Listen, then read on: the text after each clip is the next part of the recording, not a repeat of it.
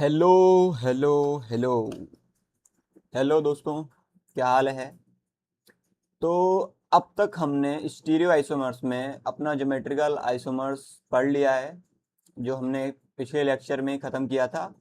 और मैंने ये भी बताया था कि उसमें जो चेयर फॉर्म ऑफ साइक्लोहेक्सेन है वो पढ़ेंगे। थोड़ा सा ही छोटा सा टॉपिक है और उसमें हम ज्योमेट्रिकल आइसोमेरिज्म भी देखेंगे, ठीक है। तो अभी हम पढ़ने जा रहे हैं रोटामर्स, और रोटामर्स के बाद हम पढ़ेंगे ऑप्टिकल आइसोमर्स। देखो, नाम से ही तुमको पता चल रहा है, जो रोटामर्स होता है इसको हम रोटेशनल आइसोमर्स भी बोलते हैं। क्या बोलते हैं? Rotational isomers. तो रोटेशनल आइसोमर्स से तुम क्या समझते हो कि कहीं ना कहीं रोटेशन हो रहा है, उसके बाद आइसोमराइजेशन हो रहा है, मतलब रोटेशन के थ्रू उसमें आइसोमर्स बन रहे हैं, ठीक है।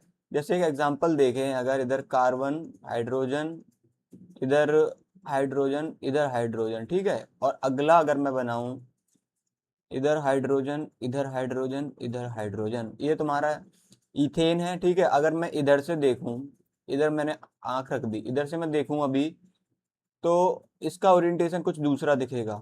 अगर मैं इसको ऐसे कर दूं और इस बॉन्ड को मतलब थोड़ा सा घुमा के इस वाले कार्बन को इसके सीध में, मतलब इसके लाइन में ले आऊं ऐसे, तो ये कुछ ऐसा बन जाएगा। हाइड्रोजन, इधर एक हाइड्रोजन, इधर एक हाइड्रोजन, ठीक है। अब अगर तुम देखोगे तो ये अलग ओरिएंटेशन में दिखाई देगा। तो जो हमारे पास ए है एंड जो बी है, दोनों का ही ओरिएंटेशन अलग अलग है। तो दोनों ही आपस में रोटेशनल आइसोमर्स हैं, ठीक है। रोटेशनल आइसोमर्स क्यों हैं? क्योंकि हम इस बॉन्ड को थोड़ा सा घुमा के इस हाइड्रोजन को इसकी इसके लेवल में ला रहे हैं, तो दूसरा इसका स्ट्रक्चर फॉर्म हो रहा है। और दोनों ही आपस में आइसोमर्स हैं। And what kind of isomers? Rotational isomers. तो रोटेशनल आइसोमर्स की कुछ प्रॉपर्टीज पढ़ते हैं जो जनरल आइसोमर्स से थोड़ी सी अलग होती हैं, इसीलिए हम इनको ट्रू आइसोमर्स नहीं बोलते हैं। देखो, पहली चीज वही है, सेम मॉलिक्यूलर फार्मूला है, ठीक है। आइसोमेरिज्म की पहली कंडीशन तो यही होती है कि सेम मॉलिक्यूलर फार्मूला होना चाहिए, ठीक। अगली क्या चीज है? कनेक्टिविटी सेम है, ठीक है। जो अपने स्टीरियो आइसोमर्स होते हैं उनमें कनेक्टिविटी सेम होती है, ठीक। चलो, अब क्या है? Formed by the rotation about carbon carbon bond और कार्बन नाइट्रोजन बॉन्ड और अदर सिंगल बॉन्ड्स। जो हमारे सिंगल बॉन्ड्स होते हैं उनके रोटेशन पे जो आइसोमेरिज्म शो होता है उसको हम rotational isomer, rotamers, conformational isomers या कन्फॉर्मर्स बोलते हैं। दो तीन नाम है इसके, ठीक है। तो ज्यादा कंफ्यूज नहीं होना है। और अपना अगला रूल क्या बोलता है? Can usually interconvert without breaking any bond. देखो, इसमें बॉन्ड थोड़ा ना ब्रेक हो रहा है, जस्ट हम उसको घुमा रहे हैं और एक दूसरे में ये इंटर कन्वर्ट हो जाएंगे। अभी मैं इसको थोड़ा सा और घुमाऊंगा तो ये वापस ए फॉर्म में चला जाएगा, जो बी वाला स्ट्रक्चर है ए फॉर्म में चला जाएगा। तो वही कह रहा है, can usually interconvert without breaking any bond, ठीक है। अगला क्या है? Different 3D orientation of same molecule. बिल्कुल बात सही है। देखो, अब अगर मैं वही देखूं A and B, these are not the different molecules, these are same molecule, ठीक है। क्योंकि इसमें हम सिग्मा बॉन्ड घुमा रहे हैं, और सिग्मा बॉन्ड घुमा रहे हैं तो हम उसमें कोई भी रिएक्शन या किसी बॉन्ड को तोड़ वोड़ नहीं रहे हैं। तो ये दोनों ही मॉलिक्यूल्स सेम है, ठीक है, डिफरेंट नहीं है। तो वही चीज बता रहे हैं कि डिफरेंट 3D ओरिएंटेशन होता है but in the same molecule. और चूंकि इसमें सेम मॉलिक्यूल हैं, डिफरेंट मॉलिक्यूल नहीं बन रहे हैं, तो हम इसको ट्रू आइसोमर्स नहीं बोलते हैं। Since both the isomers are interconvertible और identical molecule, so we don't call them true isomers, ठीक है। तो ये दो तीन प्रॉपर्टीज थी जो बता दी मैंने, एक्सप्लेन कर दी। अब आगे बढ़ते हैं। आगे दिखा रहा है, to represent the 3D isomer on the 2D plane we have some projections, ठीक है। The first one is Newman projection. अब जो न्यूमैन प्रोजेक्शन होता है वो क्या होता है? देखो, ये चीज तो मैंने तुमको कल ही बता दी थी, जो अपना वेज डेस स्ट्रक्चर था उसके थ्रू, कि मान लो तुम्हारे पास कोई अगर 3D में ऐसे कोई भी मॉलिक्यूल है, उसको अगर तुम्हें 2D प्लेन में लिखना है तो कैसे लिखोगे? उसमें क्या है, जो तुम्हारे प्लेन में जो भी बॉन्ड्स हैं उसको तुम सिंपल लाइन से दिखा दोगे। तो अगर मान लो मैं, ये अपना एक्स वाई प्लेन है, ये अपना एक्स वाई प्लेन है। एक मिनट, एक मिनट, कौन सा कलर यूज करूं? रेड करता हूँ, चलो ठीक है। ये अपना जो एक्स वाई प्लेन है, इसमें कौन कौन से बॉन्ड्स हैं? एक तो ये तुम्हारा ये वाला बॉन्ड है, इस प्लेन में और एक तुम्हारा ये वाला बॉन्ड है, तो हमने इस वाले बॉन्ड को देखो सिंपल लाइन से दिखा दिया है एंड इस वाले बॉन्ड को सिंपल लाइन से दिखा दिया है। अब तुम देखो कि ये वाला बॉन्ड जो है ये अंदर जा रहा है, ठीक है, कौन सा, ये वाला बॉन्ड अंदर जा रहा है एंड ये वाला बॉन्ड अंदर जा रहा है, तो हमने इन दोनों को डैश लाइन से दिखा दिया है, ठीक है। और जो तुम्हारे ये वाले बॉन्ड हैं, ये वाला एंड ये वाला, ये दोनों प्लेन से बाहर आ रहे हैं, जो एक्स वाई प्लेन हमने लिया था इससे ये दोनों बॉन्ड, ये वाला और ये वाला बाहर आ रहा है, तो हमने इनको वेज लाइन से दिखा दिया, मतलब थिक लाइन से दिखा दिया है। तो इसका वेज डैश स्ट्रक्चर कुछ ऐसा बनेगा, ठीक है, देख लिया कैसे बन रहा है वेज डैश स्ट्रक्चर। अब हम देखें इस वेज डैश स्ट्रक्चर को हम न्यूमैन प्रोजेक्शन में कैसे ट्रांसफॉर्म करते हैं। तो देखो अगर हमने इधर अपनी एक आंख बना दी, ये हमारी है आंख, मतलब हम इधर से देख रहे हैं, हमारी आंख है, आई बोल दो, ठीक है, ये IIT काफ़ी फेमस है, अभी शायद तुम लोगों को नहीं समझ में आए, कॉलेज में जाके थोड़ा बहुत मतलब इस पे मीम वगैरह बनते हैं, वो सब देखना, अभी के लिए पढ़ाई कर लो, ठीक है। तो हमारे पास क्या है, आई। अब आई में हम लेफ्ट साइड से देख रहे हैं, जब तुम लेफ्ट साइड से देख रहे हो तो ये वाला जो कार्बन है, ये वाला जो कार्बन है ये तुम्हारा फ्रंट पे दिखेगा एंड ये वाला कार्बन तुम्हारा बैक पे दिखेगा या रियर साइड दिखेगा। जो बैक साइड है उसको रियर साइड बोलते हैं। जब तुम्हारा फ्रंट वाला कार्बन को अगर तुम देखोगे तो हम उसको डॉट से रिप्रेजेंट करते हैं, ठीक है। तो जब तुम्हारे फ्रंट वाले कार्बन को देखोगे अगर इस आंख से, तो हम उसको डॉट से रिप्रेजेंट करते हैं एंड जो कार्बन बैक पे है उसको हम सर्कल से रिप्रेजेंट करते हैं, ठीक है। तो बस ये मैं तुमको एक बेसिक चीजें बता रहा हूँ कि कैसे हम न्यूमैन प्रोजेक्शन में इनको ट्रांसफॉर्म करेंगे। कोई भी हमारे पास अगर स्ट्रक्चर या मॉलिक्यूल दिया है उसको न्यूमैन प्रोजेक्शन में हम कैसे ट्रांसफॉर्म करेंगे। तो जब हम मान लो अगर मैं इधर से देख रहा हूँ तो मेरे पास ये वाला फ्रंट कार्बन है एंड ये वाला बैक कार्बन है, अगर मैं इधर से देखने लग जाऊं तो मेरे पास ये वाला कार्बन फ्रंट रहेगा एंड ये वाला कार्बन बैक कार्बन रहेगा, ठीक है।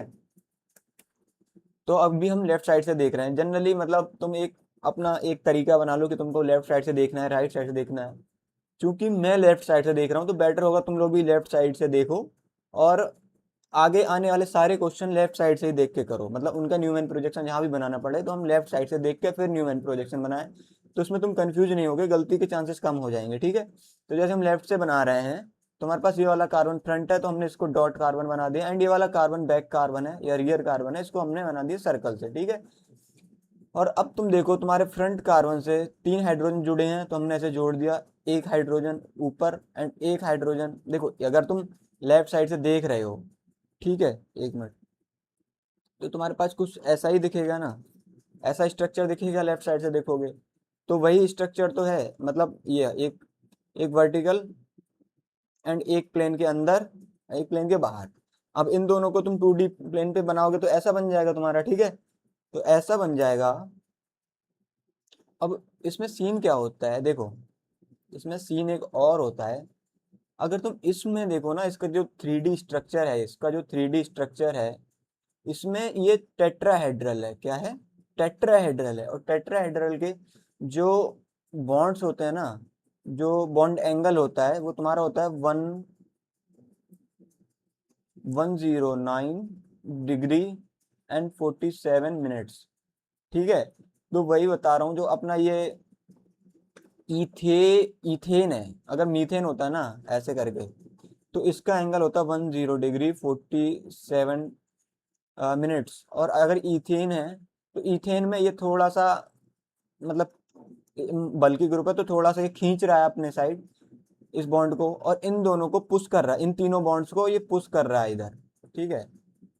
जब ये पुश कर रहा है तो इनका बॉन्ड एंगल थोड़ा सा कम कर दिया, तो क्या इतना हो रहा है 109 डिग्री एंड 28 मिनट्स। लेकिन जब हम इसको 2D पे दिखाएंगे तो हम इसको पूरा एकदम फ्लैट कर देंगे, ठीक है। जब फ्लैट कर देंगे तो कुछ ऐसा दिखाएंगे 2D पे, तो इनका एंगल कितना है जो हम रिप्रेजेंट कर रहे हैं न्यूमैन प्रोजेक्शन में, जो प्रोजेक्ट एंगल कर रहे हैं दैट इज 120 डिग्री, ठीक है। अब 120 डिग्री है तो ये तुम्हारा क्या हो गया, projection angle, projection angle. And this one is real bond angle. तो इसका थोड़ा ध्यान रखना, real bond angle is different and projection angle is different, this is real, ठीक है। अब हम देखते हैं हमारा बैक कार्बन, फ्रंट कार्बन तो हमने देख लिया, बैक कार्बन पे क्या है, एक कार्बन प्लेन के अंदर है, एक कार्बन प्लेन के बाहर है एंड एक सॉरी एक हाइड्रोजन तुम्हारा प्लेन के अंदर है, एक हाइड्रोजन तुम्हारा प्लेन के बाहर है, एंड एक हाइड्रोजन प्लेन में है। तो अगर तुम अपनी साइड से देखो, ठीक है, मान लो तुम्हारे अकॉर्डिंग पता है क्या होगा, तुम्हारे अकॉर्डिंग ये होगा, अगर तुम देख रहे हो, तुम्हारे अकॉर्डिंग, तुम अगर अपने अकॉर्डिंग देखोगे तो तुम्हारे अकॉर्डिंग ये वाला प्लेन के बाहर होगा, एंड ये वाला प्लेन में है, एंड ये वाला प्लेन के अंदर है, ठीक है। अब यहीं पर तुम इसको ऐसे देखने लग जाओ, लेफ्ट साइड से देखने लग जाओ, तो क्या हो जाएगा, तीनों प्लेन में आ जाएंगे, ठीक है। तो वही हमने बनाया है, देखो ये तीनों हमने प्लेन में बना दिए हैं, ठीक है। अगेन इनका एंगल कितना है, 109 डिग्री एंड 28 मिनट्स, लेकिन हम इसको प्रोजेक्ट करेंगे तो हम तीनों एंगल 120 120 120 ले लेंगे, ठीक है। तुमने देख लिया, ये तुम्हारा हो गया फ्रंट कार्बन, एंड ये हो गया तुम्हारा बैक कार्बन, ठीक है। अब हम इन दोनों को क्या करेंगे, ओवरलैप कर देंगे। ओवरलैप कैसे करेंगे, जो फ्रंट कार्बन है उसको ऊपर रखेंगे, एंड जो बैक कार्बन है उसको नीचे रखेंगे। तो जो भी ओवरलैपिंग से जो भी तुम्हारा प्रोजेक्शन बनेगा, that is our Newman projection. तो हमने देख लिया इथेन का न्यूमैन प्रोजेक्शन कैसे बनाते हैं। अब आगे बढ़ते हैं, अगर एक आध एग्जाम्पल होगा तो और अच्छे से समझ में आएगा। मान लो एक और एग्जाम्पल ले ही लेते हैं। अभी तुमने किसका देखा था, इथेन का, ठीक है। अभी मान लो मैं देख रहा हूँ प्रोपेन का। प्रोपेन का कैसा है, हाइड्रोजन, हाइड्रोजन, हाइड्रोजन, एंड इधर मैंने, इधर आ गया तुम्हारा CH3, इधर आ गया हाइड्रोजन, एंड इधर आ गया हाइड्रोजन, ठीक है। अभी तुम क्या है, लेफ्ट साइड से देखोगे, ये तुम्हारी आई हो गई, ठीक है। तो अब तुम पहले फ्रंट कार्बन बनाओगे, फ्रंट कार्बन डॉट से एंड बैक कार्बन सर्कल से। फ्रंट कार्बन से क्या जुड़ा है, हाइड्रोजन जुड़ा है, एक इधर हाइड्रोजन जुड़ा है, एंड एक इधर हाइड्रोजन जुड़ा है। अगर मैं इसको मतलब वेज डेस से बनाऊं, तो ये तुम्हारा प्लेन के अंदर है, and this one is out of plane. ये तुम्हारा प्लेन के अंदर है, and this one is out of plane, ठीक है। और ये दोनों प्लेन में है, तो क्या बन जाएगा तुम्हारा, कुछ ऐसा बन जाएगा। ये एंगल कितना हो जाएगा, 120 डिग्री, ठीक है। अब अगर मैं बैक कार्बन बनाऊं, तो हमारा ऊपर क्या है, CH3 है, इधर क्या है, हाइड्रोजन है, एंड इधर हाइड्रोजन है। अब क्या करूंगा, मैं फ्रंट एंड बैक दोनों को ओवरलैप कर दूंगा। तो पीछे हम क्या बनाएंगे, बैक। तो बैक में हमारे पास क्या है, CH3, हाइड्रोजन, हाइड्रोजन, ये तुम्हारा बन गया बैक कार्बन। और फ्रंट कार्बन बनाऊंगा तो इधर ही डॉट बनाऊंगा, इधर क्या है तुम्हारे पास, हाइड्रोजन, हाइड्रोजन, हाइड्रोजन। तो ये तुम्हारा बन गया न्यूमैन, स्पेलिंग है सही में, न्यूमैन प्रोजेक्शन ऑफ प्रोपेन, ठीक है। अब जो ये होते हैं ना, देखो इसमें क्या है, इसमें तुम्हारे दोनों ही बॉन्ड्स आमने सामने हैं, ये दोनों बॉन्ड्स आमने सामने हैं, ठीक है। जो ये हाइड्रोजन और ये जो CH3 हैं, ये दोनों आमने सामने हैं। लेकिन जो पीछे वाला अपना एग्जांपल है, इसमें क्या है, कुछ एंगल पे है, और ये एंगल कितना है, 60 डिग्री, ठीक है। तो इसको जो आमने सामने होते हैं, इनको हम बोलते हैं एक्लिप्स्ड फॉर्म, एक्लिप्स्ड फॉर्म, ठीक है। क्या बोलते हैं, एक्लिप्स्ड फॉर्म, ठीक है। और इधर जो ये है जिसमें एंगल है, इसको हम बोलते हैं स्टैगर्ड फॉर्म, स्टैगर्ड फॉर्म, ठीक है। और एंगल कितना है इनके बीच में, ये 60 डिग्री, क्योंकि पूरा 120 डिग्री है, तो ये 60, ये 60, ठीक है। अब हम एक और एग्जांपल देखते हैं। एग्जांपल से पहले हम कुछ प्रॉपर्टीज देख लेते हैं। तो पहले हम देखते हैं डायहेड्रल एंगल क्या होता है। तो minimum angle between the projected bonds of the front carbon and the projected bonds of the rear या बैक कार्बन, ठीक है। जैसे इसमें देखो, इसमें तुम्हारा ये जो थीटा है, यही तो है ना, angle between the projected bonds of front carbon and back carbon. तो क्या है, ये जो थीटा है 60 डिग्री है। तो इसमें तुम्हारा जो डाइहेड्रल एंगल हो जाएगा, डाइहेड्रल एंगल हो जाएगा, जिसको हम थीटा से डिनोट करते हैं, दैट इज 60 डिग्री, ठीक है। और मैं अगर इसमें देखूं डाइहेड्रल एंगल, डाई डाइहेड्रल एंगल इसमें बताओ कितना है। इसमें इन दोनों जो फ्रंट कार्बन का बॉन्ड है एंड बैक कार्बन का बॉन्ड है, इन दोनों के बीच में एंगल है 0 डिग्री, तो इसका डायहेड्रल एंगल हो जाएगा 0 डिग्री। ठीक है, तो डायहेड्रल एंगल ये होता है, minimum value is 0 degree and maximum value is 60 degree. अगर तुम इसमें देखोगे, मिनिमम वैल्यू ये वाली है तुम्हारी 60 डिग्री, एंड इसमें क्या बनना है, एक्लिप्स्ड फॉर्म, और जो तुम्हारा maximum value of dihedral angle होती है दैट इज 60 डिग्री, तो इसमें क्या बनना है, स्टैगर्ड फॉर्म। ठीक है, तो वही बोला है कि 60 डिग्री वाले में स्टैगर्ड फॉर्म बनता है, एंड 0 डिग्री हो उसमें तुम्हारा एक्लिप्स्ड फॉर्म बनता है। ठीक है, अब हम देखें टॉर्सनल स्ट्रेन क्या होता है। Torsional strain is the strain that arises due to the repulsion between bonding electron pair of the adjacent bonds. ठीक है, अब देखो एडजेसेंट बॉन्ड एक मान लो ये है तुम्हारा हाइड्रोजन, एंड एक ये वाला हाइड्रोजन वाला जो कार्बन हाइड्रोजन वाला बॉन्ड है। ठीक है, इनके जो इलेक्ट्रॉन पेयर हैं, इनके बीच में जो रिपल्सन क्रिएट होगा उसको हम बोलते हैं टॉर्सनल स्ट्रेन। ठीक है, और अब देखो सीधी सी बात है, अगर तुम इसमें देखोगे ये थोड़ा दूरी पे है तो इसमें टॉर्सनल स्ट्रेन कम होगा, एंड ये बिल्कुल आमने सामने है तो इसमें टॉर्सनल स्ट्रेन ज्यादा होगा। तो वही बोल रहा है कि maximum torsional strain is when theta is 0 degree या dihedral angle is 0 degree, and minimum torsional strain is when theta is 60 degree in the staggered form. ठीक है, तो ये हमने कुछ प्रॉपर्टीज पढ़ ली। अब हम आगे बढ़ते हैं। आगे अब हम देखेंगे कॉन्फॉर्मेशनल एनालिसिस।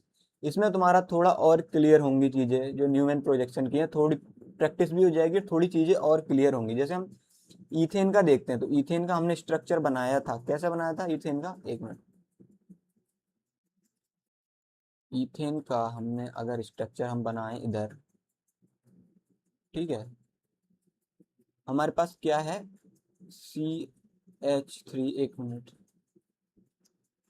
हाइड्रोजन इधर, ये एक प्लेन के अंदर हाइड्रोजन है एंड एक ये प्लेन के बाहर हाइड्रोजन है। ठीक है, इनके बीच में सिंगल बॉन्ड है, कार्बन कार्बन के बीच में, एक हाइड्रोजन इधर है, एक हाइड्रोजन तुम्हारी प्लेन के अंदर है, एंड एक हाइड्रोजन तुम्हारी प्लेन के बाहर है। अब मैं इसका वही बनाऊंगा, क्या बनाऊंगा, न्यूमैन प्रोजेक्शन। तो पहले हम फ्रंट कार्बन बनाएंगे, हाइड्रोजन, एक मिनट, अब मैं बैक कार्बन बनाऊंगा, हाइड्रोजन हाइड्रोजन हाइड्रोजन। अब मैं इनको दोनों को ओवरलैप कर दूंगा, तो कैसा, पहले हम बैक कार्बन बनाएंगे, फिर हम फ्रंट कार्बन इसके ऊपर बनाएंगे, हाइड्रोजन हाइड्रोजन हाइड्रोजन। तो इस ये क्या बन गया तुम्हारा, ईथेन का न्यूमैन प्रोजेक्शन बन गया ईथेन का। ठीक है, अब ये तुम्हारी किस फॉर्म में, एक्लिप्स्ड फॉर्म में, एक्लिप्स्ड फॉर्म ये है तुम्हारी। ठीक है,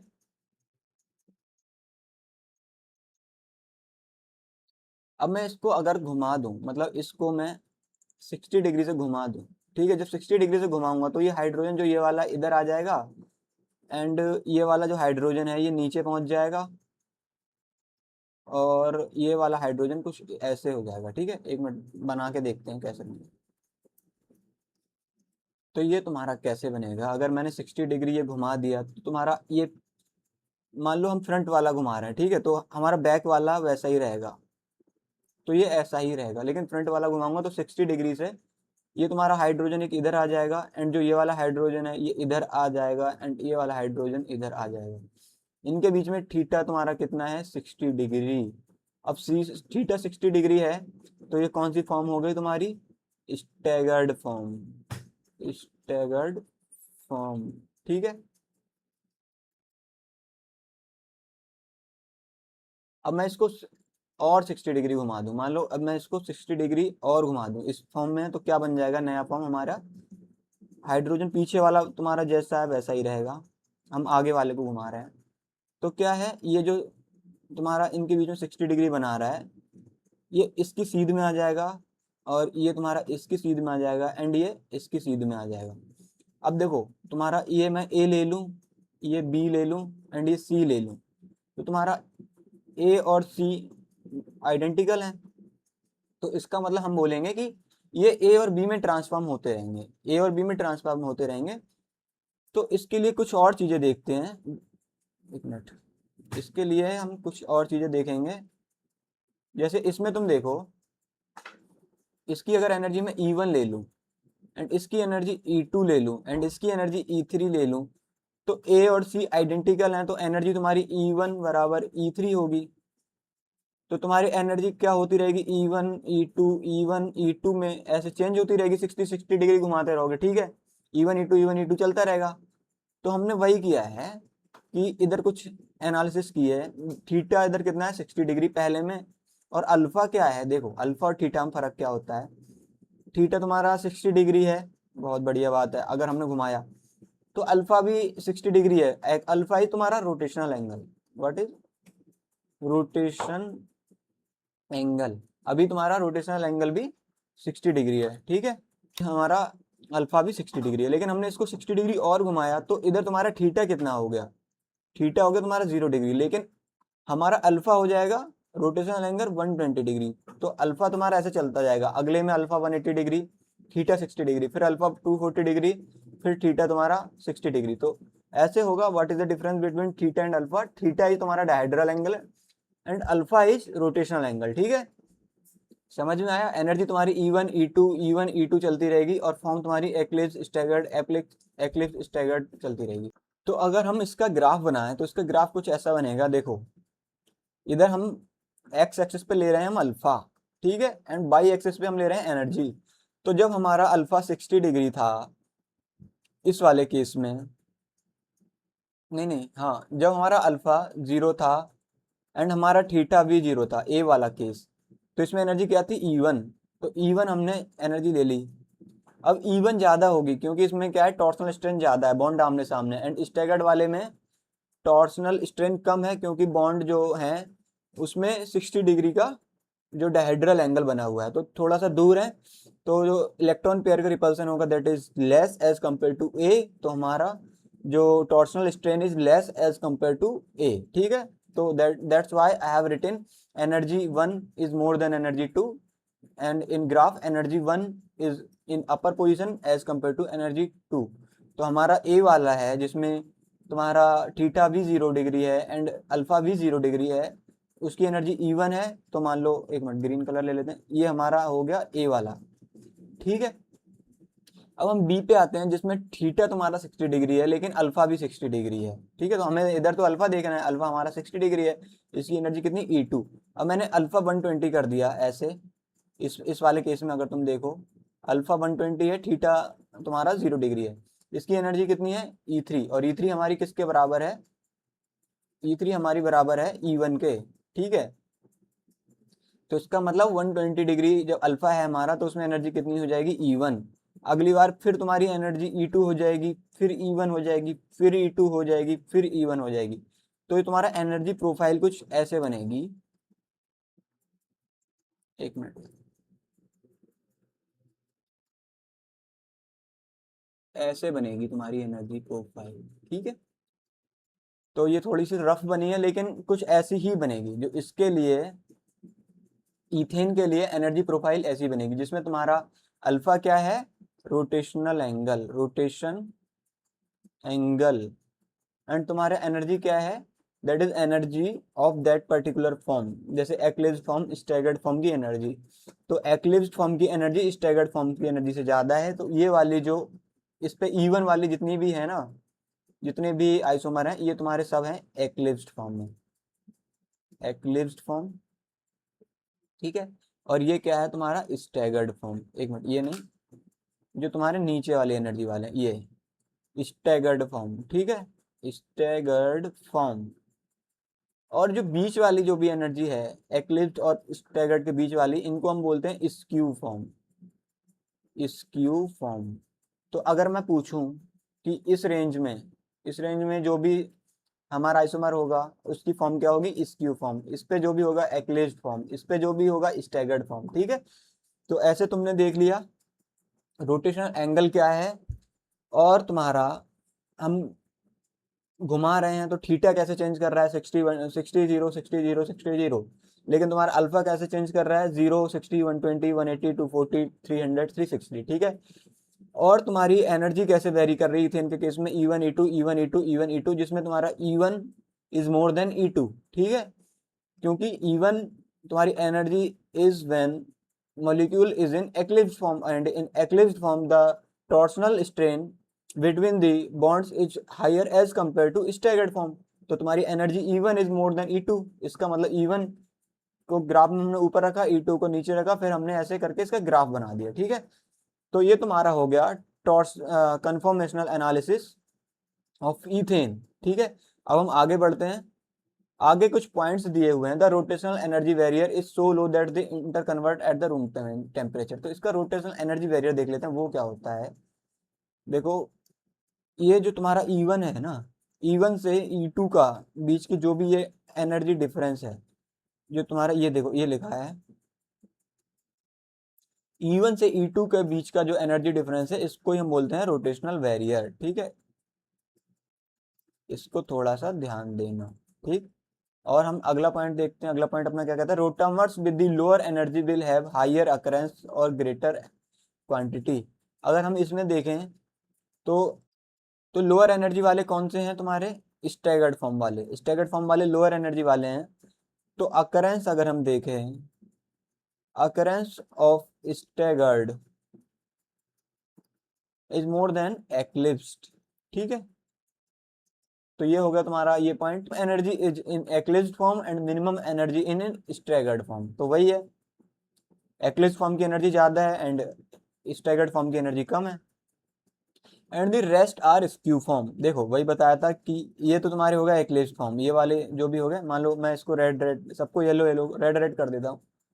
रेड वाले तुम्हारे क्या होगा, सब एक्लिप्स्ड फॉर्म, ठीक है। और जो भी तुम्हारे व्हाइट वाले हैं, व्हाइट वाले सब हो गए तुम्हारे स्टैगर्ड फॉर्म, ठीक है। और इसके बीच में जो भी ग्रीन ग्रीन बचा, ये सब हो गया स्क्यू फॉर्म, ठीक है। चलो, तो ये तुम्हारे कुछ रूल्स या मान लो कुछ पॉइंट्स हो गए related to conformational analysis of ethane. अब हम आगे बढ़ते हैं, आगे हम पढ़ते हैं कंफर्मेशनल एनालिसिस ऑफ ब्यूटेन, ठीक है। तो पहले हम ब्यूटेन बनाते हैं। ब्यूटेन कैसा होता है तुम्हारा, एक CH3, ये एक हाइड्रोजन, ये एक हाइड्रोजन, और इधर एक CH3, ये एक हाइड्रोजन एंड ये एक हाइड्रोजन, ठीक है। अब क्या करेंगे हम, वही चीज, पीछे वाले को हम सेम रखेंगे, आगे वाले को 60 डिग्री से घुमाएंगे, ठीक है। तो जो अपना अगला आइसोमर बनेगा दैट इज, पहले तो हम इसका ही स्क्यू फॉर्म बना लेते हैं, जो इसका ही हम न्यूमैन प्रोजेक्शन बना लेते हैं। इसका न्यूमैन प्रोजेक्शन कैसा बनेगा, पीछे तुम्हारा CH3 है एंड इधर हाइड्रोजन, इधर हाइड्रोजन। फिर हम आगे वाला बनाएंगे तो इधर CH3 है, इधर हाइड्रोजन, ये तुम्हारा मान लो कुछ डॉट है, डॉट से कनेक्टेड है ना, क्योंकि फ्रंट कार्बन में डॉट से रिप्रेजेंट करते हैं। तो ये तुम्हारा हो गया इसका एक्लिप्स्ड फॉर्म, एक्लिप्स्ड फॉर्म, एक्लिप्स्ड फॉर्म हो गया, जिसमें तुम्हारा जो CH3 आमने सामने है, ठीक है। तो ये तुम्हारा एक्लिप्स्ड फॉर्म हो गया, और इसमें तुम्हारा थीटा कितना है 0 डिग्री, अल्फा कितना है 0 डिग्री, एनर्जी E1, ठीक है। अब मैंने क्या किया, इसको 60 डिग्री से घुमा दिया सामने वाले कार्बन को। तो अपना जो अगला वाला बनेगा तो ऐसा बन जाएगा, पीछे वाला तो सेम रहेगा CH3 हाइड्रोजन हाइड्रोजन, लेकिन जो सामने वाला है वो कैसे बनेगा, इसको हमने 60 डिग्री इधर कर दिया, मतलब इस लाइन में आ जाएगा, ठीक है। तो ये ऐसा बन जाएगा CH3 एंड हाइड्रोजन आ जाएगा तुम्हारा ऐसा हाइड्रोजन, एंड ये वाला हाइड्रोजन आ जाएगा ऐसा। इसको हम बोलते हैं गॉच फॉर्म। अब हम इसको और घुमाते हैं थोड़ा, एक मिनट।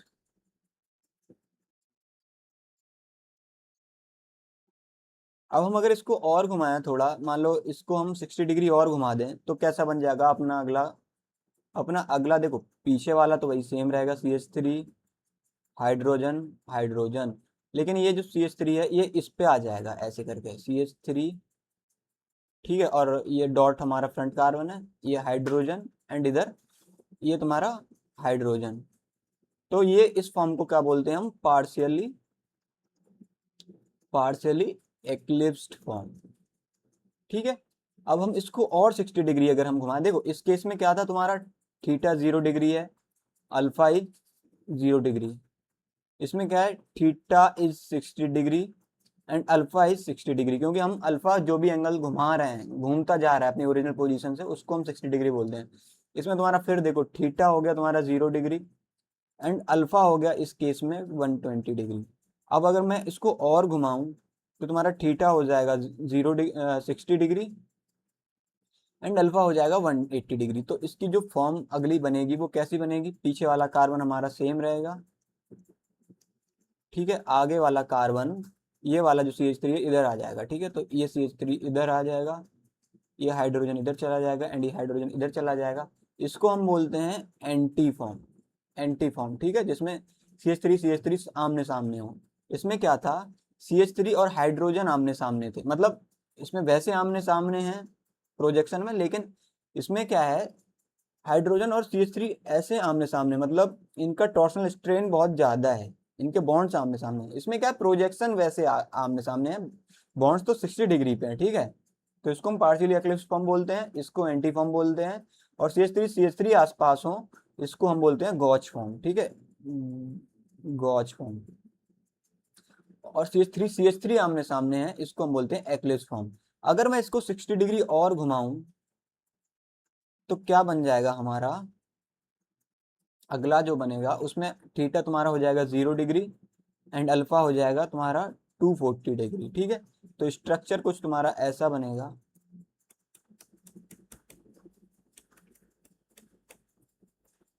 एक मिनट, तो स्ट्रक्चर तुम्हारा कुछ ऐसा बनेगा, बैक वाला रहेगा तुम्हारा same, CH3 hydrogen hydrogen.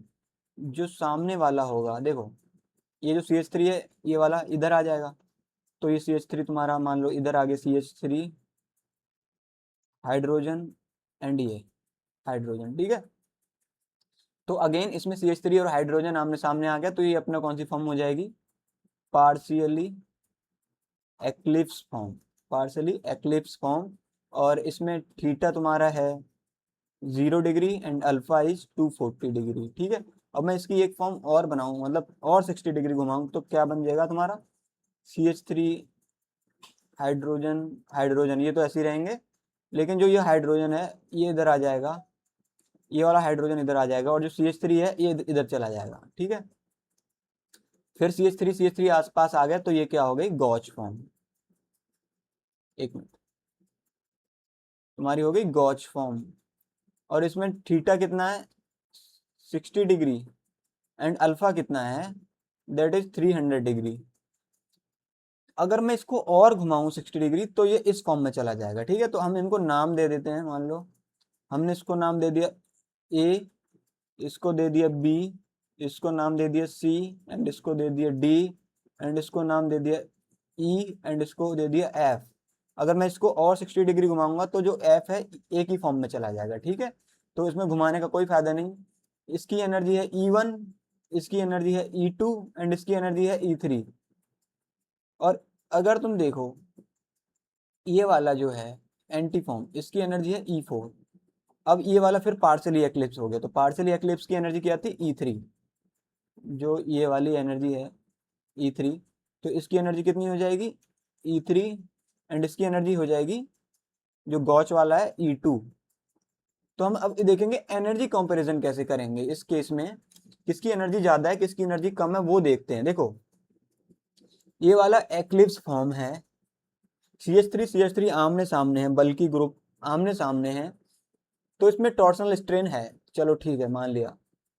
Torsional strain तो इसमें भी है ना, इसमें CH3 हाइड्रोजन आगे आ गए। Torsional strain is the strain between shared electron pairs of the bonds, ठीक है। तो ये बॉन्ड बॉन्ड के बीच में जो भी रिपल्सन होगा उसको हम बोलेंगे टॉर्शनल स्ट्रेन। तो टॉर्शनल स्ट्रेन तुम्हारा ए में भी है, सी में भी है एंड ई में भी है। तो कायदे में तुम्हारी energy E1 equal to E3 होनी चाहिए, लेकिन इधर जो स्टेरिक हिंड्रेंस है CH3 का, that is more than steric hindrance of CH3 hydrogen. तो तुम्हारी energy E1 is greater than E3, तो हमारी एक्लिप्स वालों की एनर्जी ज्यादा होती है। अब स्टैगर्ड वालों की एनर्जी कंपेयर करते हैं। स्टैगर्ड वालों में तुम्हारा एनर्जी बी की भी स्टैगर्ड फॉर्म में है, डी भी स्टैगर्ड फॉर्म में है एंड एफ भी स्टैगर्ड फॉर्म में है। चलो मान लिया बी और एफ दोनों हमारे गॉच फॉर्म में, दोनों की एनर्जी सेम है E2 E2।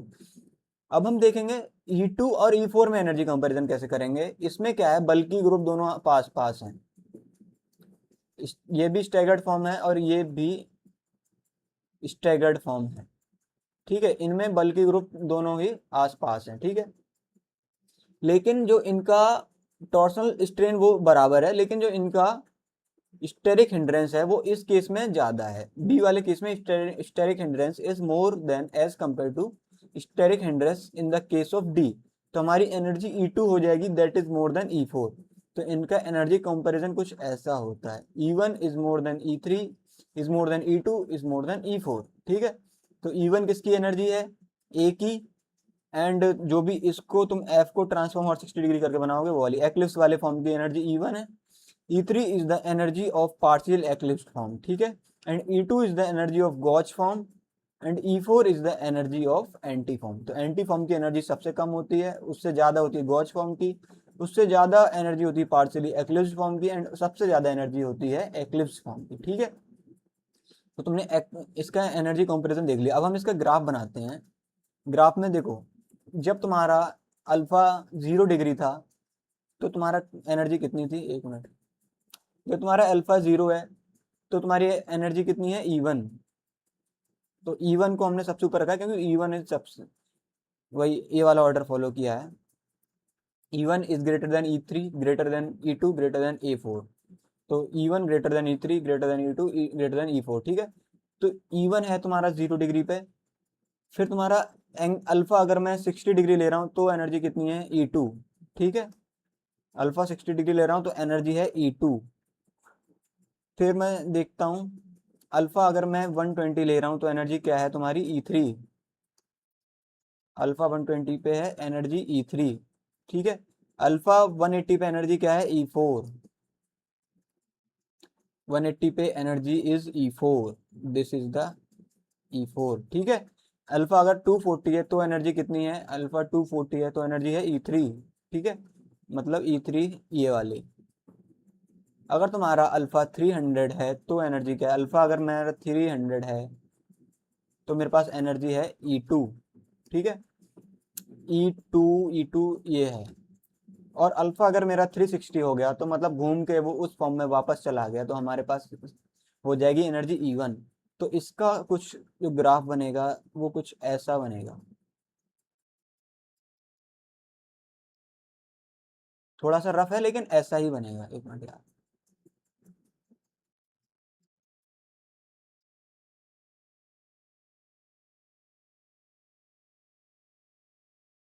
कुछ ऐसा बनेगा, ठीक है। तो अब हम देखें, E1 ये सबसे ज्यादा एनर्जी वाले हैं तो ये कौन से हैं तुम्हारे, एक्लिप्स फॉर्म। एक्लिप्स फॉर्म, ठीक है। ये भी क्या है, एक्लिप्स फॉर्म, ठीक है। और सबसे कम एनर्जी वाले कौन से होते हैं, ये हैं तुम्हारे एंटी फॉर्म। और एंटी से ज्यादा एनर्जी किसकी होती है, गॉच की, ठीक है, गॉच। और इससे भी ज्यादा एनर्जी होती है तुम्हारी पार्शियल एक्लिप्स। एक्लिप्स, ठीक है। तो ये भी तुम्हारा गॉच हो जाएगा एंड ये भी तुम्हारा पार्शियल एक्लिप्स हो जाएगा, ठीक है। Partial eclipse. और इनके जो बीच में ये जो एनर्जी हैं, ये वाले जो भी प्रोजेक्शन होंगे ये सब स्क्यू फॉर्म में होंगे, स्क्यू फॉर्म में, ठीक है। तो अब यहाँ से तुमने क्या देख लिया कि तुम्हारा ब्यूटेन का अगर हम कंफर्मेशनल एनालिसिस करें तो उसकी 4 फॉर्म बन रही हैं, eclipse, partial eclipse, gauche form and anti form, ठीक है। 4 फॉर्म बन रही है, सबसे ज्यादा एनर्जी एक्लिप्स फॉर्म की है, उससे कम पार्शियल एक्लिप्स की है, उससे कम गॉच फॉर्म की है, उससे कम एंटी फॉर्म की है, ठीक है। तो सबसे ज्यादा स्टेबिलिटी किसकी होगी, एंटी की, उससे कम स्टेबिलिटी गॉच फॉर्म की, उससे कम पार्शियल एक्लिप्स की, एंड सबसे कम स्टेबिलिटी होगी तुम्हारी एक्लिप्स फॉर्म की, ठीक है। चलो ठीक है, अब ये देख लिया। अब इसमें हम देखते हैं हमारा,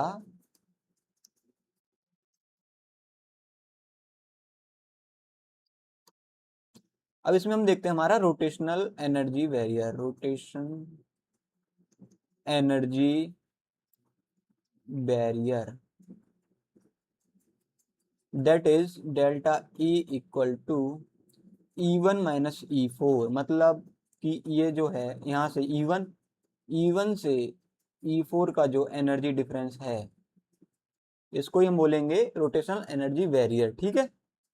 चलो आगे बढ़ते हैं।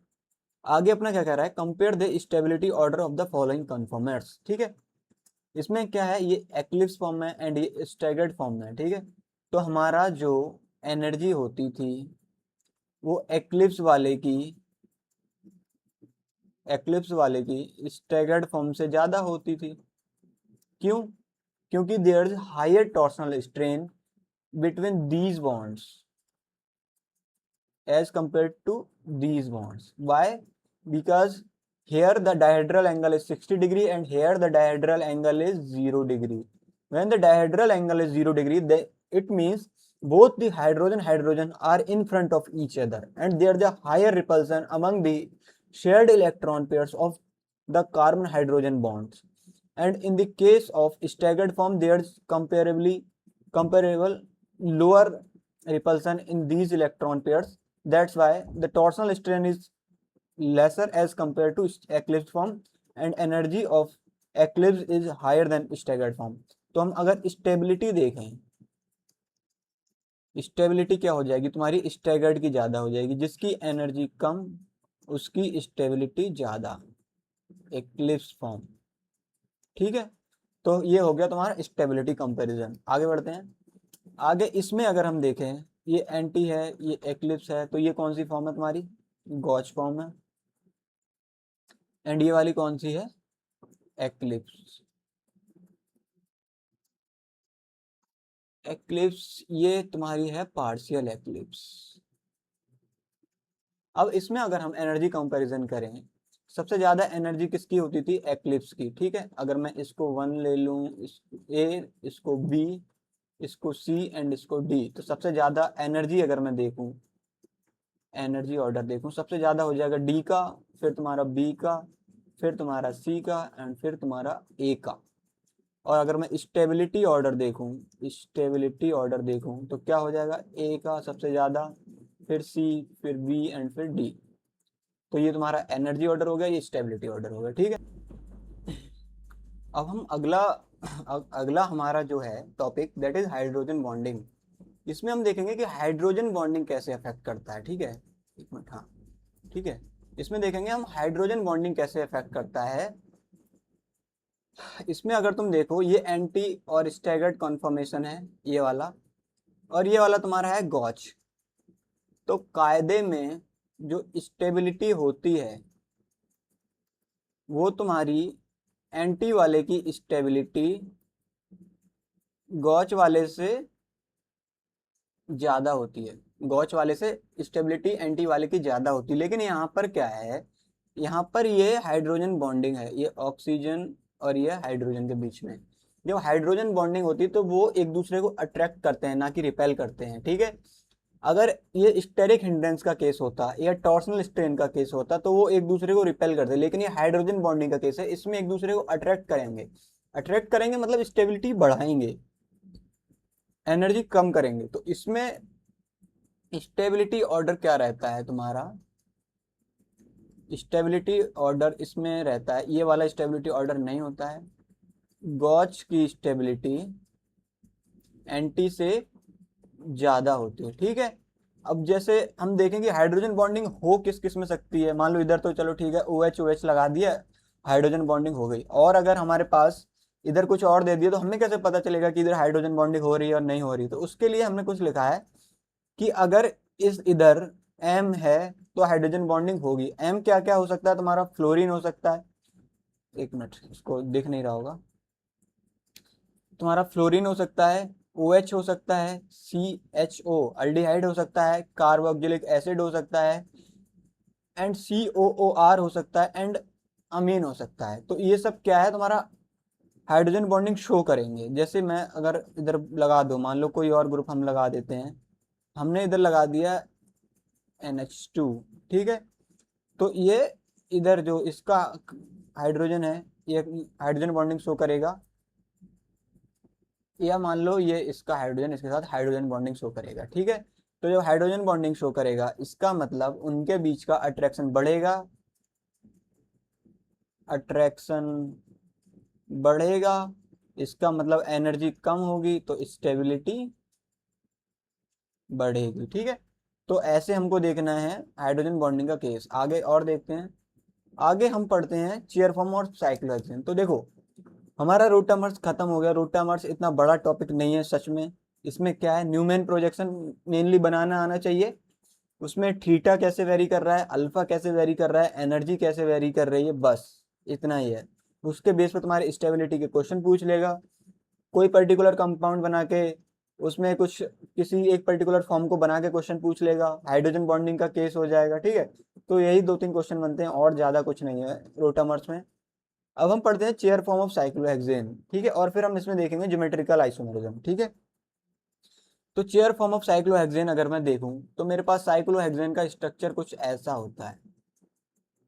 लेकिन जो ऐसा होता है ना, तो ये चीज होती है जो, अगर मैं मान लो प्लेन में बनाऊं, एक प्लेन बनाऊं और इसमें कोऑर्डिनेट एक्सेस बनाऊं अगर, तो अगर मैं इधर साइक्लोहेक्सेन बनाऊं, फॉर एग्जांपल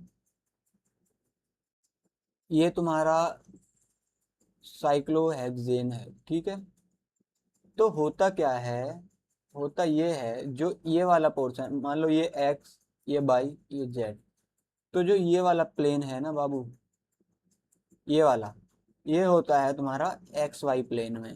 ठीक है, और जो ये वाला प्लेन बच गया, तो ये तुम्हारा एक्स वाई प्लेन में नहीं है, मतलब ये अंदर की तरफ है, और ये क्या तुम्हारा बाहर की तरफ है। ये वाला जो होगा ये बाहर की तरफ होता है। तो वही चीज है कि इसकी चेयर फॉर्म बना के हम ये सीखेंगे कि कैसे अंदर है कैसे बाहर है। जैसे जो साइक्लोहेक्सेन हमारा होता है, इसकी चेयर फॉर्म हम बनाते कैसे हैं, दो पैरेलल लाइन खींचना है। ठीक है, इधर से एक लंबा बॉन्ड खींचना है, और इसके पैरेलली इधर से एक लंबा बॉन्ड इक्वल लेंथ का खींचना है। फिर क्या है, एक छोटा बॉन्ड खींच के इसको जोड़ कर देना है, जोड़ना है, एक छोटा बॉन्ड खींच के इसको जोड़ देना है। तो ये जो हमारा स्ट्रक्चर बन रहा है ये होता है चेयर फॉर्म का। अगर मैं देखूं तो इधर आके समझूं, देखो ये जो चेयर फॉर्म है, ये वाला जो है ना, मान लो मैं इसको जोड़ देता हूं, तो ये तुम्हारा एक अलग प्लेन है। तुमको इमेजिन कर पा रहे हो, ये तुम्हारा एक अलग प्लेन है। एंड ये वाला प्लेन, जो ये वाला प्लेन है ना, ये पूरा नीचे गया है, ये पूरा नीचे गया है। ये वाली चीज पूरी इस प्लेन से, अगर मैं इस वाले प्लेन को देखूं, इससे नीचे गई है, और ये वाला जो प्लेन है ये ऊपर गया है।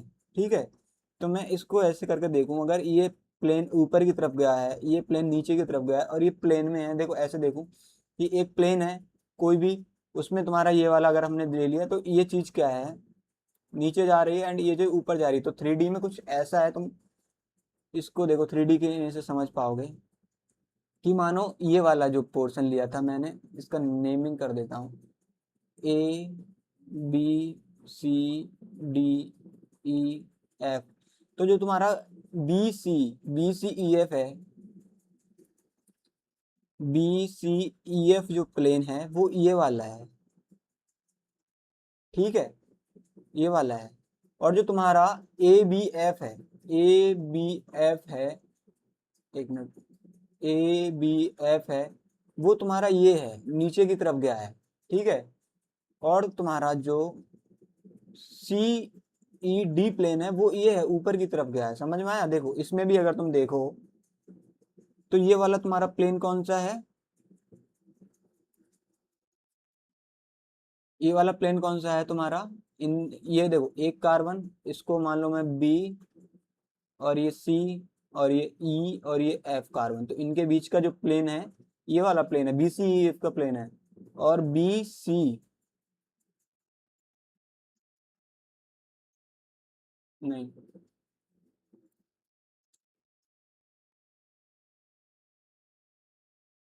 अगर मैं इस केस में देखूं तो मैं इसको लेता हूं बी, एंड इसको सी, एंड इसको एफ, एंड इसको ई।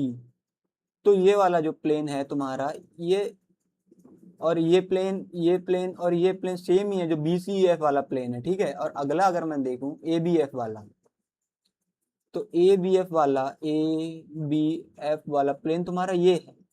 ये प्लेन तुम्हारा, इसमें क्या है, नीचे जा रहा है, बट इसको मैंने पलट दिया तो इसे ऊपर जा रहा है। अगर तुम इसमें देखोगे तो इसमें ये नीचे ही जा रहा है, ए बी एफ वाला। ठीक है, इसको समझ में आ रहा है? और ये वाला जो तुम्हारा प्लेन है सी ई डी वाला, ये नीचे जा रहा है, देखो है ना। ये वाली चीजें तुम्हारी एक प्लेन में है, और ये वाली चीजें तुम्हारी ऊपर जा रही हैं, ये वाली चीजें नीचे जा रही हैं। तो 3D में कुछ ऐसे समझना होता है चेयर स्ट्रक्चर को। आई होप तुमको समझ में आया हो, मैंने समझाने का तो बहुत ट्राई किया है। ये 3D में चेयर फॉर्म कैसी दिखती है, अगर ये तुम्हारी समझ में आ गया तो काफ़ी चीज़ें आसान हो जाएंगी। ठीक है, चलो चेयर फॉर्म देख ली, अब हम आगे बढ़ते हैं। आगे हम देखते हैं axial bonds and equatorial bonds. Axial bonds क्या होते हैं, ये वाला बॉन्ड तुम्हारा ऊपर की तरफ आ रहा है, ये वाला बॉन्ड तुम्हारा ऊपर की तरफ आ रहा है, ये वाला बॉन्ड ऊपर की तरफ आ रहा है, ये वाला बॉन्ड ऊपर की तरफ आ रहा है, ये वाला ऊपर, मतलब जो बाहर निकल रहे हैं उस प्लेन के रिस्पेक्ट में जो बॉन्ड बाहर की तरफ निकल रहे हैं वो तुम्हारे क्या होते हैं, एक्सियल बॉन्ड्स होते हैं। तो हम इसको ड्रॉ करके देखते हैं। इसके रिस्पेक्ट में जो नीचे की तरफ जाएगा, मतलब उसके रिस्पेक्ट में, उस प्लेन के रिस्पेक्ट में वो आना चाहिए बाहर या अंदर। ठीक है, तो क्या हो जाएगा, ये वाला तुम्हारा एक्सियल बॉन्ड हो जाएगा। इस क्योंकि क्या होता है देखो, दो बॉन्ड्स होते हैं ना इधर, hydrogen hydrogen hydrogen hydrogen hydrogen hydrogen hydrogen hydrogen hydrogen hydrogen hydrogen hydrogen. तो दो बॉन्ड है, इसमें एक एक्सियल होता है, एक इक्वेटोरियल होता है। तो अभी जो मैं ड्रॉ कर रहा हूँ ये सब एक्सियल बॉन्ड्स हैं, ये सब एक्सियल बॉन्ड्स हैं।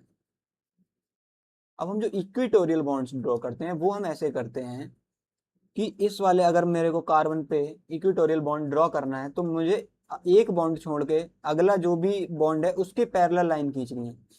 चाहे मैं इधर साइड देखूं, ये बॉन्ड छोड़ के इसके पैरेलल खींचूं, चाहे ये बॉन्ड छोड़ के इसके पैरेलल खींचूं, तो वो लाइन तुम्हारी ऐसी खींचेगी, इसके पैरेलल या इसके पैरेलल ऐसे खींचेगी।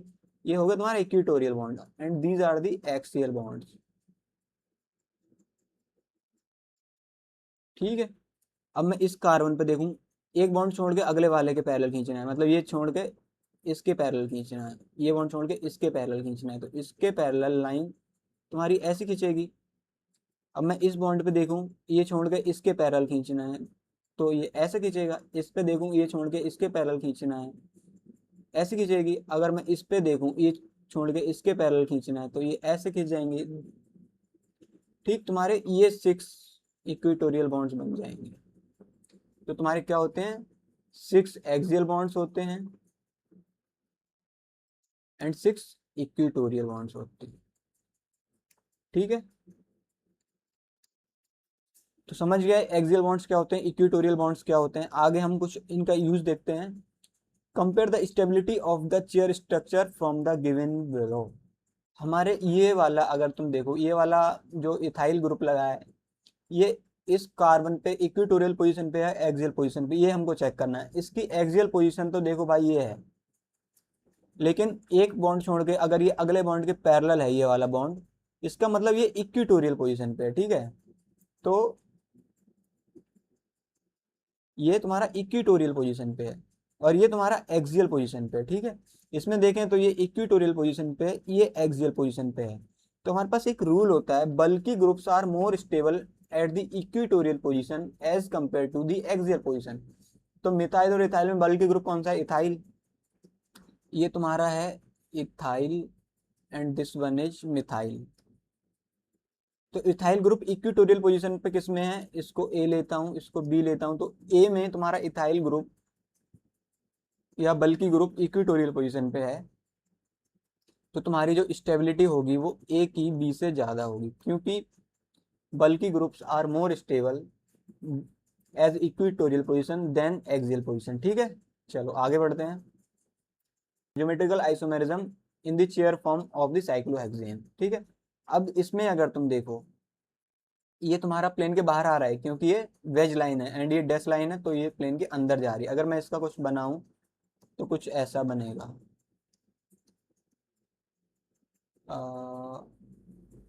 इधर बना देता हूँ, इसको थोड़ा घुमा के बना दे रहा हूँ, ऐसा बनेगा। ठीक है, ये तुम्हारा हाइड्रोजन है इसमें और इसमें इधर हाइड्रोजन है। ठीक है, ये 1 और 2, ये 1 और ये 2। तो 1 नंबर में क्या है, मिथाइल ऊपर आ रहा है एंड 2 वाले में क्या है, मिथाइल नीचे जा रहा है। ठीक है, तो कुछ ऐसा बनेगा। अब हम देखते हैं इसको चेयर फॉर्म में हम कैसे बनाएंगे।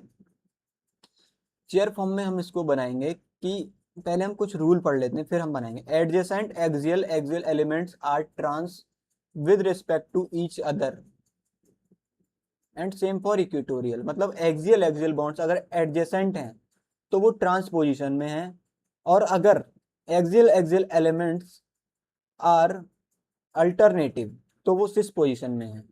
तो देखो अगर हम, ये क्या है, ट्रांसपोजिशन पे है, ट्रांसपोजिशन पे है, तो मान लो इसकी नंबरिंग करता हूँ 1 2 3 4 5 6। इसमें भी मैं कर लेता हूँ, मान लो मैं इधर 1 ले लेता हूँ, 2 3 4 5 एंड 6। तो अब करना क्या, ये ट्रांसपोजिशन में, तो या तो मैं दोनों एडजेसेंट कारण पे हैं तो दोनों को एक्सियल पोजीशन पे रख दूं, या तो मैं दोनों को इक्वेटोरियल पोजीशन पे रख दूं। तो इसका एक स्ट्रक्चर तो तुम्हारा ऐसा बन जाएगा, ये तुम्हारा मिथाइल है एक्सियल पोजीशन पे, एंड ये तुम्हारा मिथाइल है इधर एक्सियल पोजीशन पे, ठीक है। अगला अगर मैं बनाना चाहूँ तो अगला कैसा बन जाएगा, ठीक है। अगर मैं इस पे इक्वेटोरियल पोजीशन ले रहा हूँ, इक्वेटोरियल पोजीशन इसकी ये है, इस पे मैंने ले लिया मिथाइल ग्रुप, एंड इसकी इक्वेटोरियल, या मान लो मैं, हाँ, इस पे ही बनाता हूँ, इसकी इक्वेटोरियल पोजीशन क्या हो जाएगी तुम्हारी, ये इस पे आ गया मिथाइल ग्रुप। ये दोनों तुम्हारे ट्रांसफॉर्म है, क्योंकि अगर एडजेसेंट कार्बन पे दोनों ही एक्सियल या दोनों ही इक्वेटोरियल है तो दोनों ट्रांसफॉर्म है, ठीक है। अगर हम सिस्का देखें, सिस्का है एग्जांपल, अगर सिस्का एग्जांपल तो है नहीं, चलो मान लो हम सिस्का बना के देखें, अगर हम अगले पेज पे, ठीक है, अगले पेज पे देखें सिस्का कैसे बनता है। मान लो हमारे पास साइक्लोहेक्सेन है, ठीक है, दोनों ही बाहर की तरफ निकले हैं, तो ये क्या होगी तुम्हारी सिस फॉर्म। जब सिस फॉर्म होगी तो इसका मैं चेयर फॉर्म कैसे बनाऊंगा,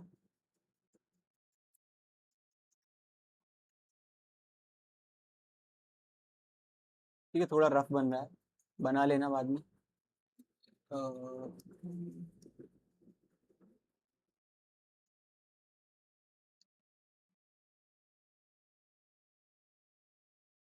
ठीक है। तो अगर मान लो मैं इसकी नंबरिंग करूं 1 2 3 4 5 6, इसमें नंबरिंग करूं, चलो मैं इस बार इधर बनाऊंगा, ठीक है, 1 2 3 4 5 6।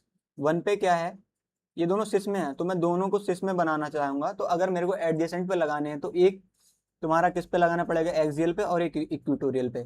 तो इधर अगर मैं एक्सियल पे लगा दूं तुम्हारा मिथाइल, तो इस पे किस पे लगाना पड़ेगा मेरे को, इक्वेटोरियल पोजीशन पे, तो इक्वेटोरियल पोजीशन इसकी ऐसी है, ठीक है। तो ये क्या होगा तुम्हारा सिस फॉर्म। अगर मैं इधर इक्वेटोरियल पोजीशन पे लगाता तो मुझे इस पे एक्सियल पोजीशन पे लगाना पड़ता, ठीक है। समझ में आ गया, आगे बढ़ते हैं। आगे अपना क्या कह रहा है, फॉर एक्सियल एक्सियल और इक्वेटोरियल पोजीशन, इक्वेटोरियल इक्वेटोरियल, अगर sum of position of both the substituents is odd, then they are in transposition with respect to each other. If the sum of the position of the both the substituent is even, then they are in the cis position with respect to each other. इसका कहना क्या है, देखो अगर हम इसमें देखें, हमने जो नंबरिंग की थी, इसमें अगर मैं सम करूं 1 और 2, मतलब किस पोजीशन पे सब्स्टिट्यूट लगा है, तो 1 और 2 पे लगा है। अब मैं 1 और 2 का सम करूं तो 3 आ रहा है, ठीक है।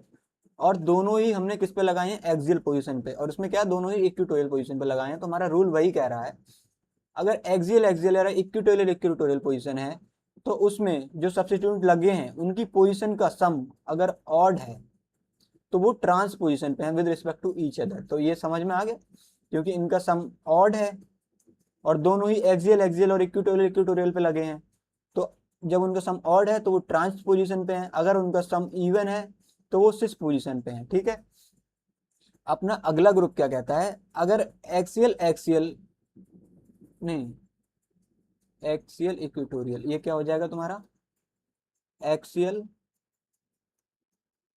इक्वेटोरियल पोजीशन, ठीक है, ये नहीं, for axial equatorial, for axial equatorial position, मतलब एक एक्सियल पे है एक इक्वेटोरियल पे, अगर sum of position of both the substituent is odd, then they are in the cis position. जैसे हम इसमें देखें, अगर इसमें क्या था, एक एक्सियल लिया है हमने, ये वाला एक्सियल है एंड ये वाला इक्वेटोरियल है, तो एक एक्सियल एक इक्वेटोरियल है, इसका अगर मैं नंबरिंग देखूं तो कितनी की थी हमने, 2 है, इसकी 3 की थी एंड इसकी 1 की थी, ठीक है। तो 1 + 2 = 3, तो ये क्या हो गया तुम्हारा ऑड, ठीक है, ऑड हो गया। इसका मतलब क्या, हमारा फॉर्मूला कहता है कि अगर ऑड है तो वो दोनों सिस पोजीशन में है with respect to each other, तो ये क्या है सिस पोजीशन में, ठीक है। तो काफी हद तक समझ में आया होगा। और समझते हैं एक एग्जाम्पल की मदद से, कि इधर तुम्हारा मान लो ये चेयर फॉर्म है, ठीक है। अगर मैं इधर नंबरिंग, तुम कहीं से स्टार्ट कर सकते हो, जरूरी नहीं तुम्हें IUPAC के हिसाब से नंबरिंग स्टार्ट करनी है। इधर नंबरिंग करता हूँ 1 2 3 4 5 एंड 6, ठीक है। अब क्या है, ये एक्सियल पोजीशन पे हैं, दोनों एक्सियल पोजीशन पे हैं, तो हमारा फॉर्मूला 1 लगेगा। अगर एक एक्सियल पे होता, एक इक्वेटोरियल पे, जैसे इसमें है, तो हमारा फॉर्मूला 2 लगता, ठीक है। तो फॉर्मूला 1 क्या कहता है कि एक्सियल पोजीशन पे हैं और उनकी पोजीशन जिस पे सब्स्टिट्यूट लगे हैं उनका सम कितना है। तो अगर हम सम देखें तो कितना हो जाएगा, 6 + 2 दैट इज 8। मतलब ये तुम्हारा क्या हो गया, इवन। अगर तुम्हारा सम इवन है तो वो सिस पोजीशन में है with respect to each other, तो ये दोनों किस में हो जाएंगी, सिस पोजीशन में। ये हमारा मॉलिक्यूल किस पोजीशन में है, सिस फॉर्म में, ठीक है। अगर मैं इसमें देखूं कि एक्सियल इक्वेटोरियल पोजीशन पे है, तो ये वाला तुम्हारा क्या है, इक्वेटोरियल, एंड ये वाला है एक्सियल। इसकी काउंटिंग मान लो इधर से स्टार्ट करता हूँ, 1 2 3 4 5 6, ठीक है। तो इसमें अगर हम सम देखें, हमारा सम जो है कितना आ रहा है, ये 3 पे, ये 4 पे है, तो 3 + 4 = 7। जब तुम्हारा सम ऑड है, जब तुम्हारा सम ऑड है, तो वो एक दूसरे के रिस्पेक्ट में सिस पोजीशन पे है, तो ये दोनों क्या हो जाएंगे, सिस पे, ठीक है। तो बस इतना समझना कि एक्सियल इक्वेटोरियल है, तो उनका सम अगर इवन तो सिस और ऑड तो ट्रांस, और एक्सियल इक्वेटोरियल पोजीशन पे है तो सम जो भी हम एक्सियल फॉर्म में देख रहे थे उनका उल्टा हो जाएगा, ठीक है। तो इसको ऐसे याद रखना, थोड़ा इंपॉर्टेंट तो है, ठीक है, तो इसको याद रखना, ठीक। चलो आगे बढ़ते हैं। आगे हम इसमें देखते हैं, ये किस पोजीशन में है, ट्रांस पोजीशन में, इसमें तुमको फाइंड करना है। तो देखो हम पहले करेंगे नंबरिंग, 1 2 3 4 5 6, ठीक। तो अब हम देखते हैं ये कौन कौन से है। देखो इसको अगर तुम देखोगे, इसको अगर तुम देखोगे तो ये तुम्हारा इक्वेटोरियल पोजीशन पे है, एंड ये भी तुम्हारा इक्वेटोरियल पोजीशन पे है, ठीक है। तो हमारा फॉर्मूला 1 लगेगा। 1 क्या था, एक्सियल या इक्वेटोरियल के लिए। दूसरा क्या था, एक्सियल इक्वेटोरियल के लिए, ठीक है। तो फॉर्मूला 1 लगेगा। अब इसमें मैं अगर सम देखूं, सम कितना आ रहा है, इसका 3 इसका 5, 3 + 5 = 8। जब हमारा एक्सियल या इक्वेटोरियल में सम तुम्हारा अगर इवन आ रहा है तो वो क्या होता था, सिस। देखो सम अगर इवन आ रहा था तो सिस हो रहा था, ठीक है। तो हमारा ये क्या हो जाएगा, सिस आइसोमर, ठीक। तो ये तुम्हारी समझ में आया कि कैसे सिस ट्रांस देख रहे हैं। आगे बढ़ते हैं। आगे हम देखते हैं रिंग फ्लिपिंग। रिंग फ्लिपिंग कुछ नहीं होता, ये जो अभी मैंने 3D में बताया था, ठीक है। तो ये मान लो तुम्हारा, ये तुम्हारा मान लो एक प्लेन में है ये चीज, और जो ये चीज है ऊपर वाले प्लेन में है, एंड ये वाली चीज नीचे वाले प्लेन में है। तो होता क्या है, ये वाली चीज को अगर मैं उठा के इसके प्लेन में ले आऊंगा ऐसे करके, जो इन्होंने किया है कि चलो ठीक है, अगर मैं, तुम ध्यान से देखो तो ये पूरी चीज एक प्लेन में है, and this part, this is in upward plane as compare to original plane. तो क्या हो रहा है कि इस प्लेन को तो तुमने इसमें कर दिया, जो ऊपर था उसको ऊपर ही रहने दिया, जो नीचे था उसको ऊपर कर दिया, तो हम इसको बोलते हैं हाफ चेयर फॉर्म। अब क्या किया तुमने, इसको इस प्लेन में लेके आए थे, इसको ऊपर वाले प्लेन में ले गए, ऊपर वाले प्लेन में ले गए, तो ये कुछ ऐसा बन जाएगा, ठीक है। तो ऐसा फॉर्म जो भी होते हैं, दोनों ऊपर फॉर्म, दोनों ऊपर वाले फॉर्म में होते हैं, उनको हम बोलते हैं बोट फॉर्म, ठीक है। तो हम ये देखते हैं, in ring flipping axial bonds are converted to equatorial and vice versa. होता क्या है कि अगर हमने इसकी एक बार फ्लिपिंग की, मतलब हाफ चेयर फॉर्म में ले गए, तो इसका जो एक्सियल था, ये वाला एक्सियल था, तो इक्वेटोरियल तुम खुद देखोगे ऊपर आ जाएगा, एंड एक्सियल, एक्सियल तुम्हारा कुछ इसके लेवल में आ जाएगा।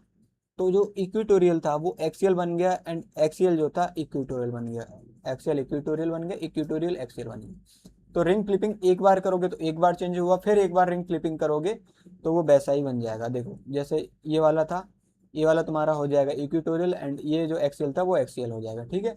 तो रिंग फ्लिपिंग में एक्सियल इक्वेटोरियल में चेंज होते हैं, एंड इक्वेटोरियल एक्सियल में चेंज होते हैं, ठीक है। चलो आगे बढ़ते हैं। आगे कुछ नहीं है, तो अपना लेक्चर यहीं तक था अभी। आपको thank you for watching the lecture. अब आपने क्या पढ़ लिया, रोटामर्स पढ़ लिए, एंड चेयर फॉर्म में हमने ज्योमेट्रिकल आइसोमेरिज्म देख लिया कैसे होता है, आगे आने वाले लेक्चर में अब हम स्टार्ट करेंगे optical isomerism, and optical isomerism is really important as from the point of view of JEE advance. ठीक है, जे एडवांस के पॉइंट ऑफ व्यू से अगर हम देखें तो optical isomerism is really very important topic. तुमसे रिएक्शन तो वो करवाएगा कि ये प्रोडक्ट बनेगा, ये प्रोडक्ट बनेगा, लेकिन उसमें सब में वो ऑप्टिकल आइसोमेरिज्म या ज्योमेट्रिकल आइसोमेरिज्म घूस देगा कि कितने प्रोडक्ट बन रहे हैं। तो भाई उसके तुम ज्योमेट्रिकल आइसोमेरिज्म और ऑप्टिकल आइसोमेरिज्म देख लगाते हुए पता करते रह जाओगे कि 2 बन रहे हैं, 3 बन रहे हैं, और बहुत फंसाता है ये एडवांस उसमें। तो geometrical isomerism and optical isomerism दोनों को बहुत ध्यान से पढ़ना। रोटामर्स थोड़ा सा छोटा टॉपिक था, वो एक लेक्चर में खत्म हो गया। तो चलिए चलते हैं, अब आगे आने वाले लेक्चर में हम पढ़ेंगे ऑप्टिकल आइसोमेरिज्म। ठीक है, चलो।